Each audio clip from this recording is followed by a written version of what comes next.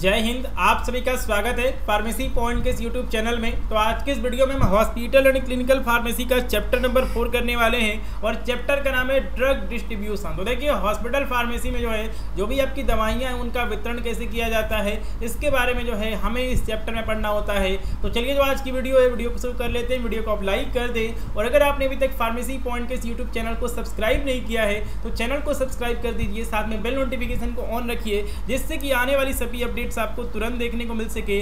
और अगर आप BT UP D pharma exam second year का हिंदी में तैयारी करना चाहते हैं तो आप फार्मेसी पॉइंट ऐप को डाउनलोड कर सकते हैं। इस कोर्स में आपको सभी सब्जेक्ट के चैप्टर वाइज इंपॉर्टेंट क्वेश्चन और उनका सोल्यूशन वो आपको कराया जाता है और इसी कोर्स में आपको एग्जिट एग्जाम की भी कंप्लीट प्रिपरेशन कराई जाएगी। तो इसके लिए आपको फार्मेसी पॉइंट ऐप को प्ले स्टोर से डाउनलोड कर लेना है और जो आपका BT UP D pharma second year crash course है आपको उस कोर्स में ज्वाइन कर लेना है। ठीक है, तो जो इस चैप्टर का पहला क्वेश्चन है, पहला क्वेश्चन हम देख लेते हैं। तो पहले क्वेश्चन पे वो हम चलते हैं। पहला क्वेश्चन क्या पूछा गया है, तो इसके पहले हमने चैप्टर नंबर 3 किया है इन्वेंट्री कंट्रोल का और इन्वेंट्री कंट्रोल के सारे क्वेश्चन हमारे हो गए हैं। चलिए, तो पहला क्वेश्चन वो हमारे सामने आ चुका है। Which of the following is a key responsibility of hospital pharmacy in drug distribution. तो देखिए ड्रग डिस्ट्रीब्यूशन सिस्टम में हॉस्पिटल फार्मेसी की क्या जिम्मेदारी है, रिस्पॉन्सिबिलिटी है। पहला दिया गया कि पहला दिया गया प्रिस्क्राइबिंग मेडिकेशन टू पेशेंट। तो ठीक है, मरीजों को दवाई प्रिस्क्राइब करना। डिस्पेंसिंग मेडिकेशन टू पेशेंट, यही आपका सही आंसर होगा कि मरीजों को दवाइयों की डिस्पेंसिंग करना वो आपका की रिस्पॉन्सिबिलिटी है, मेन जिम्मेदारी है हॉस्पिटल फार्मेसी का। ठीक है, चलिए अगला क्वेश्चन है what is the primarily benefit of using unit dose drug distribution system. तो देखिए unit dose drug distribution system का हॉस्पिटल में प्रयोग करने का फ़ायदा ये होता है कि इससे दवाइयाँ वो नुकसान नहीं होती हैं, इससे मेडिकेशन वेस्टेज वो कम हो जाता है। ठीक है, तो ये इसका यहाँ पर यूनिट डोज सिस्टम का यहाँ पर फ़ायदा है।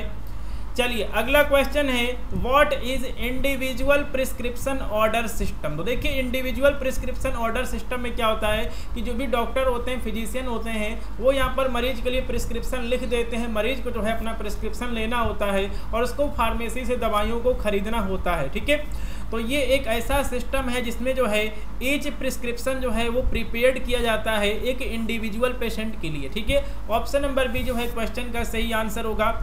चलिए अगला क्वेश्चन कर लेते हैं what is the primary advantage of individual prescription order system. तो देखिए इंडिविजुअल प्रिस्क्रिप्शन ऑर्डर सिस्टम का वो एडवांटेज क्या है। रिड्यूस वर्कलोड ऑफ फार्मासिस्ट का काम कम हो जाता है। Increase potential for medication error, तो दवाइयों के डिस्पेंसिंग में गलती होने की संभावना बढ़ जाती है। Personalise medication management and increase medication wastage. तो देखिए इंडिविजुअल प्रिस्क्रिप्शन ऑर्डर सिस्टम में क्या होता है कि मरीज और साथ में फार्मासिस्ट वो एक दूसरे के संपर्क में आते हैं, उनके बीच में यहाँ पर कन्वर्सेशन होता है। तो ऑप्शन नंबर सी वो यहाँ पे सही हो जाएगा। यहाँ पर फार्मासिस्ट और मरीज के बीच में एक अच्छा यहाँ पर रिलेशन बनता है और यहाँ पर मरीज वो जल्द स्वस्थ होता है। दवाइयों के डिस्पेंसिंग में वो कोई गलती होने की संभावना बहुत अधिक वो कम हो जाती है। ठीक है, चलिए अगला क्वेश्चन है in individual prescription order system who typically verify the prescription of, ठीक है, प्रिस्क्रिप्शन फॉर एक्यूरेसी। तो देखिए इंडिविजुअल प्रिस्क्रिप्शन ऑर्डर सिस्टम में प्रिस्क्रिप्शन आपका सही है या फिर नहीं है उसको वेरीफाई करने का काम है वो फार्मासिस्ट करता है। चलिए अगला क्वेश्चन है in an individual prescription order system how control substances typically manage. तो देखिए यहाँ पर कंट्रोल सब्सटेंसेज का मतलब यही है कि जो भी आपकी नारकोटिक्स दवाएं होती हैं उनको हॉस्पिटल फार्मेसी में कैसे स्टोर किया जाए। तो जो भी आपकी कंट्रोल सब्सटेंसेज हैं, शेड्यूल एक्स की जो आपकी दवाएं हैं उनको सिक्योर रखा जाता है, उनको लॉक करके रखा जाता है और उस एरिया में बहुत ही कम लोगों का वो एक्सेस दिया जाता है। ऑप्शन नंबर बी क्वेश्चन का सही आंसर होगा। ठीक है, चलिए तो अगला क्वेश्चन पूछा जा चुका है what is potential disadvantage of individual prescription order system. तो देखिए इंडिविजुअल प्रिस्क्रिप्शन ऑर्डर सिस्टम का इसका मेन यहाँ पर डिसएडवांटेज यही है कि इसमें जो आपका यहाँ पर फार्मेसी है या फिर कहें कि जो आपका यहाँ पर फार्मेसी का स्टाफ है उसके ऊपर काम जो है वो बहुत अधिक बढ़ जाता है। Higher workload for pharmacy staff, pharmacy staff को जो है वो पूरा काम करना पड़ता है दवाइयों के, ठीक है, डिस्ट्रीब्यूशन का, डिस्पेंसिंग का, उनका स्टॉक मैनेज करना, सारा काम जो है वो आपका फार्मेसी स्टाफ का बढ़ जाता है। ठीक है, चलिए अगला क्वेश्चन है कि यूनिट डोज सिस्टम क्या होता है।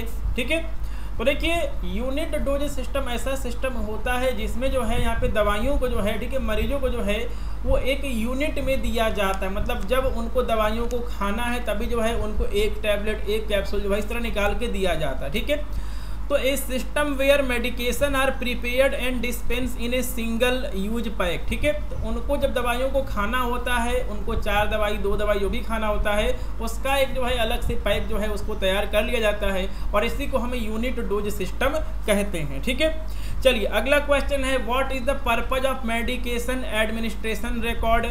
MAR का फुल फॉर्म भी जो है आप यहाँ से याद कर सकते हैं, मेडिकेशन एडमिनिस्ट्रेशन रिकॉर्ड का। ठीक है, पर्पज क्या है, उद्देश्य क्या है, तो देखिए इसका मेन उद्देश्य यही होता है कि मरीज को जितनी भी दवाइयाँ दी गई हैं उनका जो है एक डॉक्यूमेंट प्रिपेयर किया जाए to document all medication administered to a patient. ठीक है, चलिए अगला क्वेश्चन देख लेते हैं which of the following best describe the flow of medication in individual prescription order system. तो देखिए इंडिविजुअल प्रिस्क्रिप्शन ऑर्डर सिस्टम में क्या होता है कि सबसे पहले जो है वो प्रिस्क्रिप्शन डॉक्टर के द्वारा लिखा जाता है, उसके बाद जो है यहाँ पे फार्मेसी में उसको प्रिपेयर किया जाता है, उसके बाद उसको डिस्पेंसिंग किया जाता है, उसके बाद जो है उसे मरीज को दे दिया जाता है खाने के लिए या फिर मरीज को जो है वो लगा दिया जाता है। ठीक है, ऑप्शन नंबर बी सही होगा। चलिए अगला क्वेश्चन है what is the complete floor stock system in pharmacy. तो फार्मेसी में कंप्लीट फ्लोर स्टॉक सिस्टम का मतलब क्या है। तो देखिए अगर हॉस्पिटल बहुत ही बड़ा है, वहाँ पे बहुत सारे डिपार्टमेंट्स हैं, तो अगर आप एक फार्मेसी रखेंगे तो आपका काम नहीं चलने वाला है।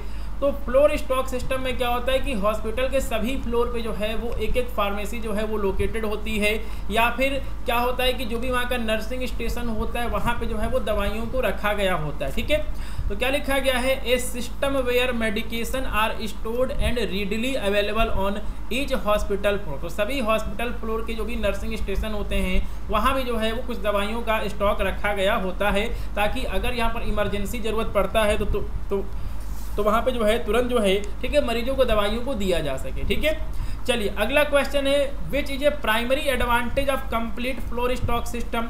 तो देखिए कंप्लीट फ्लोर स्टॉक सिस्टम का फ़ायदा यही है कि इसमें मरीज को तुरंत फार्मेसी नहीं भागना होता है। ठीक है, नर्सिंग स्टेशन पे जो है वो यहाँ पे दवाओं को रखा गया होता है और इसमें जो है मरीज को तुरंत दवाएं दी जा सकती हैं। ठीक है, तो immediate availability of medication for patient care. तो पेशेंट केयर के लिए जो है तुरंत जो है वो यहाँ पे दवाएँ, ठीक है, अवेलेबल होती हैं। चलिए अगला क्वेश्चन है what is the significant disadvantage of complete floor stock system. तो देखिए कंप्लीट फ्लोर स्टॉक सिस्टम का जो है वो डिसएडवांटेज क्या है, तो इसमें दिया गया कि increase administrative burden on nursing staff. तो देखिए नर्सिंग स्टाफ के ऊपर जो है इसमें एक एक्स्ट्रा रिस्पॉन्सिबिलिटी बढ़ जाती है। Increase medication wastage and risk of error. तो यही जो है इसका मेन जो है डिसएडवांटेज है कि इसमें दवाओं जो हैं, ठीक है, दवाइयों का वेस्टेज इसमें बहुत ज़्यादा होता है और इसमें फार्मासिस्ट शामिल नहीं है, तो यहाँ पे दवाओं की डिस्पेंसिंग के समय जो है वो यहाँ पर गलती हो सकती है। ठीक है, नर्सिंग स्टाफ से। चलिए अगला क्वेश्चन है who is primarily responsible for managing the medication inventory in complete floor stock system. तो देखिए कंप्लीट फ्लोर स्टॉक सिस्टम में क्या होता है कि जो भी आपकी दवाएं होती हैं वो यहाँ पर हॉस्पिटल के सभी फ्लोर में या फिर सभी डिपार्टमेंट में जो है जो नर्सिंग स्टेशन होता है वहाँ पे रखा गया होता है। तो वहाँ पे दवाइयों की इन्वेंट्री मैनेज करने का जो काम है वो नर्सिंग स्टाफ का होता है, नर्सेज का होता है। ठीक है, चलिए अगला क्वेश्चन देख लेते हैं which of the following is A common feature of complete floor stock system. तो देखिए कंप्लीट फ्लोर स्टॉक सिस्टम में क्या होता है कि दवाइयों के डिस्ट्रीब्यूशन के लिए जो है हमारे पास डिसेंट्रलाइज सिस्टम होता है, decentralise medication storage on each unit. तो अलग अलग डिपार्टमेंट्स के नर्सिंग स्टेशन में जो है दवाइयों को रखा गया होता है। ठीक है, चलिए अगला क्वेश्चन है how does the complete floor stock system impact patient care during emergency.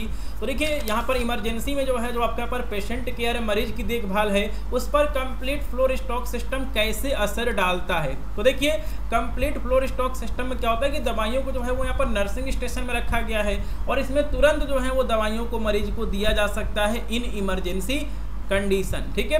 तो provide immediate access to emergency medicine question का सही आंसर होगा। चलिए अगला क्वेश्चन है, which of the following best describe the flow of medication in complete floor stock system. तो देखिए complete floor stock system में क्या होता है कि सेंट्रल फार्मेसी से जो है वो सप्लाई की जाती है दवाइयों को नर्सिंग स्टेशन पे यानी कि फ्लोर स्टॉक पे, उसके बाद जो है वो मरीजों को दिया जाता है, ठीक है। चलिए अगला क्वेश्चन है, how should narcotic drug be stored in A hospital pharmacy. तो देखिए नारकोटिक जो आपकी दवाएं होती हैं, कंट्रोल सब्सटेंसेज होते हैं, इनको जो है हॉस्पिटल फार्मेसी में सिक्योर और लॉक करके जो है वो रखा गया होता है, और वहां तक जाने का जो परमिशन है सिर्फ कुछ ही स्टाफ को होता है, ठीक है। चलिए अगला क्वेश्चन है, who is typically responsible for maintaining the narcotic inventory in hospital pharmacy. तो हॉस्पिटल फार्मेसी में नारकोटिक जो आपकी दवाइयाँ हैं, शेड्यूल एक्स की दवाइयाँ हैं, उनके इन्वेंट्री को मैनेज करने का जो काम है वो फार्मासिस्ट का होता है, फार्मेसी स्टाफ का होता है, ठीक है। चलिए अगला क्वेश्चन देख लेते हैं कि ओपीडी का फुल फॉर्म क्या होता है। तो आउट पेशेंट डिपार्टमेंट होता है। चलिए अगला क्वेश्चन है, which of the following service is typically provided in OPD. तो देखिए यहाँ पर ओपीडी डिपार्टमेंट में जो है किस तरह की सर्विसेज दी जाती हैं, तो उसमें जो है आपके रूटीन चेकअप और कंसल्टेशन जो है वो किए जाते हैं। चलिए तो ये क्वेश्चन जो है बहुत इंपॉर्टेंट ये क्वेश्चन है, what is the primary difference between in patient and out patient.